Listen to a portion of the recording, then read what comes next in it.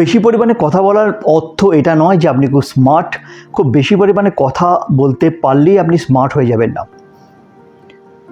বেশি কথা না বলে বেশি শোনার চেষ্টা করুন। আমার মনে হয় কথা বলার চেয়ে কথা শোনাটা খুব দরকারি। কারণ আমরা যখন খুব বেশি কথা বলি তখন আমরা ঠিকঠাক বুঝতে পারি না সামনের মানুষটা কি বলতে চাইছে, সামনের মানুষকে ঠিকঠাক অবজার্ভ করতে পারি না।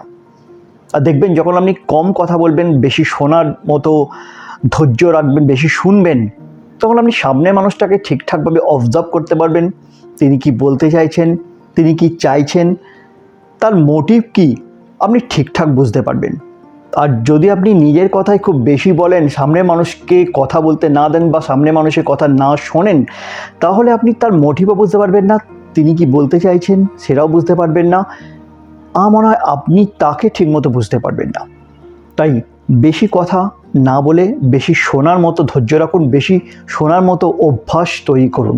সত্যি যে আমরা দিন দিন সামনের জনের কথা শোনার মতো ধৈর্য হারিয়ে ফেলছি, কিন্তু সামনের জনের যদি কথা আমরা না শুনি, আমরা যদি নিজের কথাই বেশি বলার চেষ্টা করি, নিজের কথা বেশি বলার বোঝানোর চেষ্টা করি, তাহলে সামনের জনের বক্তব্য আমরা সঠিকভাবে বুঝতে পারবো না, সামনের জনকে সঠিকভাবে বুঝতে পারবো না।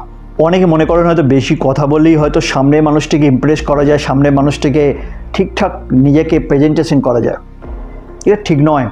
বেশি কথা বলবেন, সামনের মানুষের কথা শুনবেন না, তখন আপনি বুঝতে পারবেন না যে সামনের মানুষটি কী চাইছেন, সামনের মানুষটি কী বলতে চাইছেন, তার মোটিভ কী। তাই বেশি কথা না বলে সামনের মানুষটিকে শোনার চেষ্টা করুন। আপনার বলার মতো সময় আসবে তখন অবশ্যই বলুন, কিন্তু সামনের মানুষের কথা শোনার মতো ধৈর্য আপনি রাখুন।